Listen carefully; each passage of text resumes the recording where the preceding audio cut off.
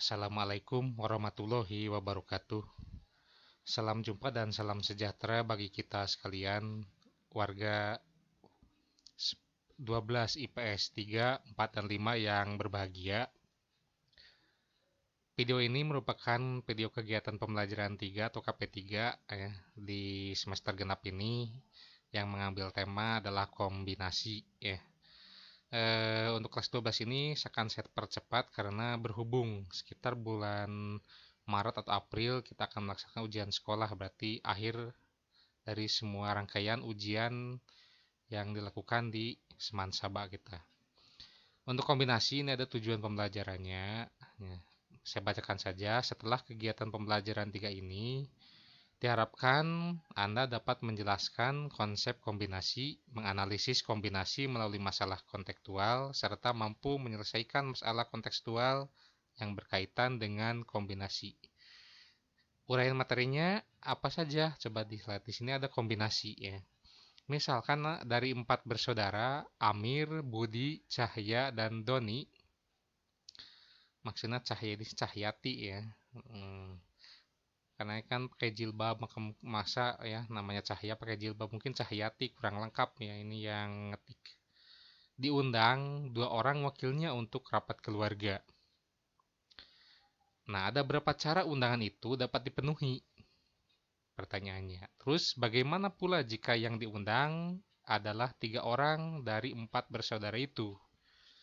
Nah, dari permasalahan di atas diperoleh bahwa objek eksperimennya adalah O, disimbolkan O itu adalah Amir disimbolkan A, Budi disimbolkan B, Cahyati disimbolkan C, dan Doni disimbolkan D. Sedangkan eksperimennya adalah mengundang hadir dalam rapat keluarga sebanyak 2 orang wakilnya. Nah, jika rapat keluarga itu yang diundang 2 orang, maka apakah arti dari A, B dan B, A? Dan apakah A, B sama dengan B, A? Jelaskan kalau yang pertemuan sebelumnya di KP2 itu, kalau A, B tidak sama dengan B, A itu. Bentuk permutasi. Kalau dikombinasi, ya, itu bisa jadi sama. Demikian juga, jika rapat keluarga itu yang diundang 3 orang, maka apakah arti dari C, A, D, dan A, C, D? Apakah C, A, D, dan A, C, D itu sama? Nah, sekarang untuk permasalahan di atas, A, B itu sama dengan B, A. Karena jika yang hadir Amir dan Budi, tentunya sama saja jika yang hadir Budi dan Amir. Demikian juga C, A, D sama dengan A, C, D. Nah, untuk menjawab pertanyaan di atas, ternyata urutan tidak diperhatikan. Nah, susunan yang demikian ini dinamakan dengan kombinasi. Nah, kalau permutasi itu memperhatikan urutan, kalau kombinasi tidak memperhatikan urutan ya para siswa. Sekarang coba cari hubungan yang dapat diperoleh dari informasi pada masalah di atas. Jika rapat keluarga itu yang diundang 2 orang, maka banyaknya pasangan anggota keluarga yang mungkin ikut rapat itu ada 6. Itu ya. Bisa diuraikan itu ya, bisa ada 6. Pengertian, diberikan sebanyak N unsur berbeda. Sebuah kombinasi K unsur dari N unsur berbeda adalah sebuah jajaran dari K unsur yang urutannya tidak diperhatikan. Gitu ya. Maksudnya adalah diberikan sebanyak N unsur berbeda yang disediakan ya. Ada sebuah kombinasi K unsur berbeda dari N unsur yang berbeda itu yang disediakan tadi. Itu merupakan jajaran dari K unsur yang tanpa memperhatikan urutan. Nah, untuk lebih jelas memahami pengertian ini, perhatikan huruf-huruf A, B, C, dan D. A, B, C, A, B, D, A, C, D, dan B, C, D itu merupakan kombinasi 3 huruf dari 4 huruf yang diketahui tanpa pengulangan. A, A, B, A, B, B, A, C, C, dan B, D, D merupakan kombinasi 3 huruf dari 4 huruf yang diketahui dengan pengulangan. Coba cari kombinasi lainnya selain 4 kombinasi tersebut. Banyak gitu ya. Ada AD, CB, AB, dan BD. Itu merupakan kombinasi-kombinasi 2 huruf dari 4 huruf yang diketahui. Nah, coba cari kombinasi lainnya selain 4 kombinasi tersebut. Ada teorema di sini. Misalkan N dan K itu bilangan bulat non-negatif. Kalau negatif berarti positif. Dengan urutannya K kurang dari atau sama dengan N. Banyaknya kombinasi K unsur dari N unsur berbeda tanpa pengulangan ditentukan dengan rumus C dalam kurung N, K. Atau seperti layaknya notasi vektor ini N, K itu sama dengan N faktorial dibagi dengan K faktorial dikali dalam kurung N dikurang K difaktorialkan. Ini ya. Kalian juga bisa membaca-baca di modul yang diberikan. Contoh satunya, dalam suatu ujian, setiap siswa diharuskan menjawab 4 soal dari 7 soal yang disediakan. Jika seorang siswa memilih secara acak soal yang akan dikerjakannya, berapa banyak cara atau pilihan untuk mengerjakan soal ujian tersebut? Jawabannya ini. Dalam kasus ini, urutan nomor-nomor soal diabaikan karena tidak memperhatikan urutan tadi. Sehingga banyaknya cara untuk mengerjakan 4 soal dari 7 soal ujian yang disediakan itu adalah kombinasi 4 soal dari 7 soal yang tersedia. Sehingga diperoleh ini. C 7,4 sama dengan 7 faktorial dibagi 4 faktorial kali dalam kurung 7 kurangi 4 difaktorialkan.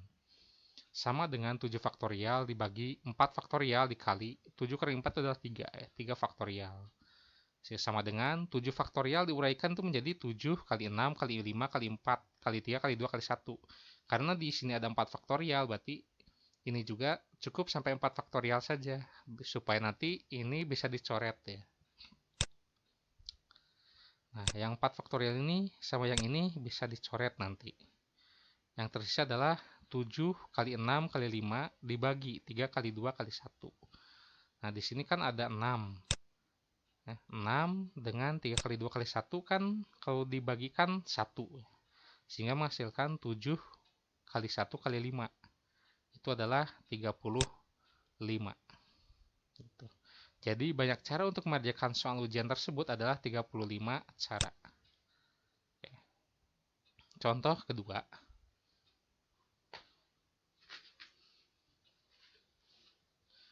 Sebuah kontingen Olimpiade Matematika yang terdiri atas 5 siswa akan dipilih dari 6 siswa putra dan 4 siswa putri. Tentukan banyak cara kontingen ini dapat dibentuk jika yang A tidak ada pembatasan, artinya tidak dibedakan antara putra dan putri. Yang B kontingen memiliki tepat 2 siswa putra. Yang C kontingen memiliki paling sedikit 1 siswa putri. Jawabannya nih. Masalah ini termasuk masalah kombinasi juga ya, karena urutan pemilihan siswa tidak diperhatikan atau tidak dipentingkan sama sekali. Yang A itu katanya tidak ada pembatasan, artinya tidak dibedakan antara putra dan putri atau siswa dan siswi gitu. Nah, jumlah siswa tanpa membedakan putra dan putri adalah 6 tambah 4, tapi totalnya adalah 10 orang aja. Dari 10 orang siswa tersebut akan dipilih 5 siswa. Sehingga banyak cara membentuk kontingen adalah C atau kombinasi 10, kombinasi 5 siswa yang dipilih dari 10 siswa berbeda yang ada.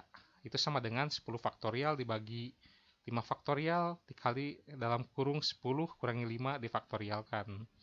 Ini sama dengan 10 faktorial dibagi 5 faktorial, karena 10 kurangi 5 berarti 5 faktorial lagi. Sama dengan 10 faktorial artinya 10 kali 9 kali 8 kali 7 kali 6 kali 5 kali 4 kali 3 kali 2 kali 1. Oleh karena di sini ada 5 faktorial, berarti ini cukup sampai 5 faktorial. Biar nanti dicoret. Sisanya adalah ini. 10 kali 9 kali 8 kali 7 kali 6 dibagi 5 kali 4 kali 3 kali 2 kali 1. Ada beberapa unsur yang harus dibagi ya. Misalnya ini. 3 kali 2 kali 1 ini kan sama dengan 6 ya. Sama dengan 6. Berarti ini dan ini dibagikan 1. Kemudian 10 dibagi 5 ini 2. 9 dibagi 3 udah enggak seperti itu. Yang 8 aja, 8 dibagi 4 juga 2. Berarti yang 9 ini dikali 7 dikali 2 dikali 2, hasilnya adalah 252 cara. Tuh. Yang B, kontingen memiliki tepat 2 siswa putra. Nah, 2 siswa putra dapat dipilih dari 6 siswa putra. Dengan banyaknya, cara memilihnya adalah kombinasi 2 siswa putra dari 6 siswa putra yang ada. Kontingen terdiri dari 5 siswa di situ. Berarti masih tersedia 3 tempat yang harus diisi oleh siswi atau siswa putri. Banyaknya cara memilih 3 siswa putri dari 4 siswa putri adalah kombinasi 3 dari 4. Dengan aturan perkalian, banyak cara membentuk kontingen yang memiliki tepat 2 siswa putra itu adalah kombinasi 2 dari 6 kali kombinasi 3 kali 4. Gitu. Itu sama dengan 6 faktorial dibagi 2 faktorial kali dalam kurung 6 kurangi 2 difaktorialkan dikali lagi 4 faktorial per 3 faktorial dikali dalam kurung 4 kurangi 3 faktorial. Oke. Berikutnya 6 kurangi 2 itu 4 dan 4 kurangi 3 itu 1. Sehingga ini 6 faktorial dibagi 2 faktorial kali 4 faktorial kali 4 faktorial bagi 3 faktorial kali 1 faktorial. Uraikan sama dengan ini 6 kali 5 kali 4 faktorial biar supaya ini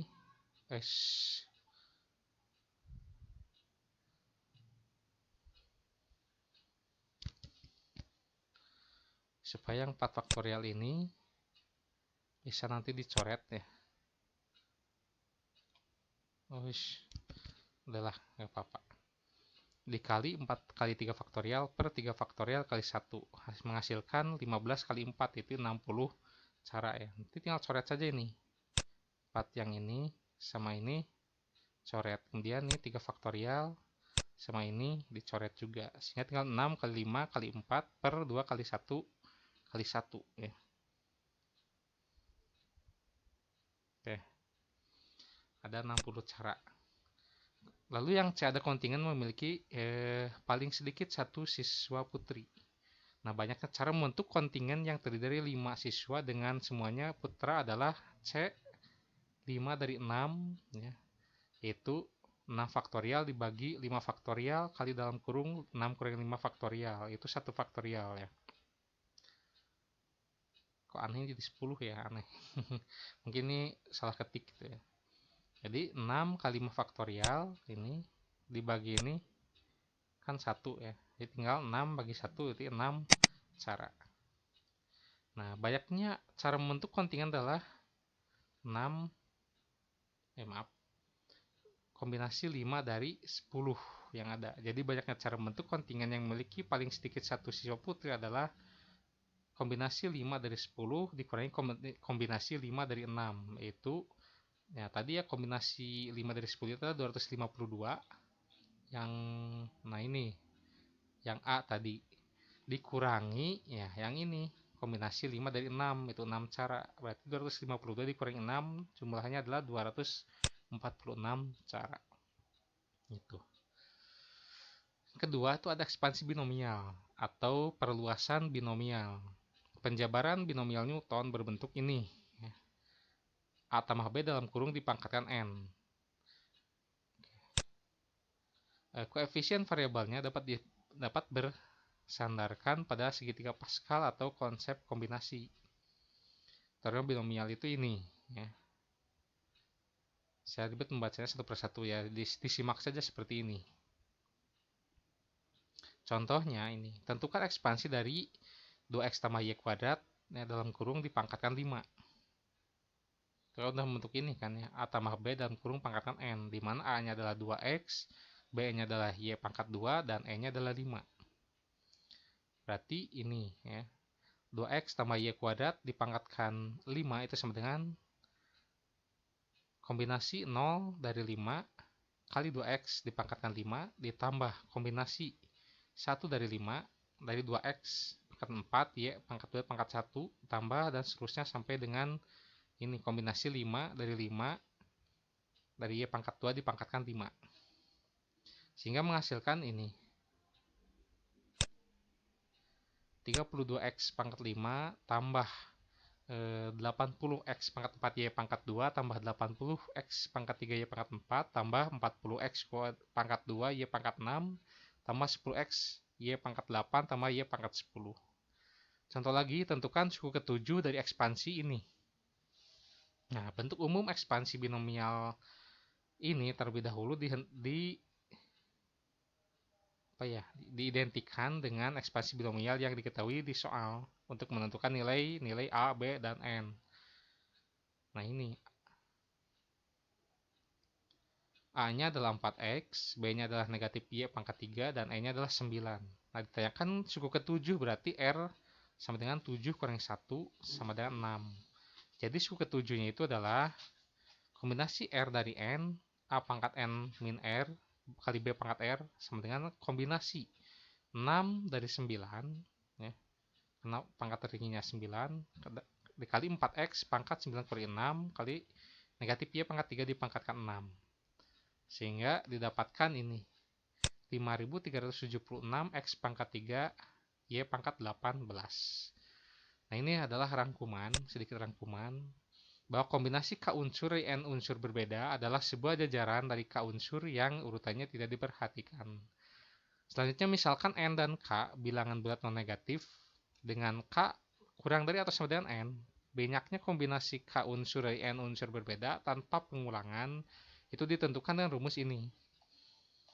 N, K itu sama dengan N faktorial per K faktorial kali dalam kurung N minus K faktorial. Dan ekspansi binomial itu seperti ini, atau dijabarkannya ini ya, terlalu panjang saya rasa kalau saya sebutkan. Nah, ada latihan soal nih. Oke, silakan para siswa ya untuk mencicipi nomor 1, kemudian nomor 2, nomor 3, nomor 4, dan nomor 5 ya. Jadi 5 nomor ini silakan oleh para siswa nikmati dengan senikmat-nikmatnya ya. Nanti laporannya atau hasilnya dikumpulkan pada hari Rabu ya. Sekali lagi, untuk latihan soal nomor 1, 2, 3, 4, dan 5 itu dikumpulkan nanti hari Rabu. Minggu besok berarti ya. Dan perlu diketahui para siswa ya, setelah KP yang ketiga ini atau kegiatan pembelajaran ketiga ini, kita nanti akan diselingi dengan ulangan harian dulu ya, atau penilaian harian dulu ya. Mungkin ini sebagai UTS-nya atau penilaian tengah semesternya untuk kelas 12.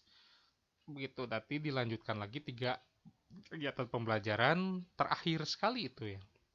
Terakhir sekali, yaitu tentang konsep peluang ya. Jadi sekali lagi ini latihan soalnya 1, 2, 3, 4, dan 5 dikumpulkannya hari Rabu ya, minggu besok gitu.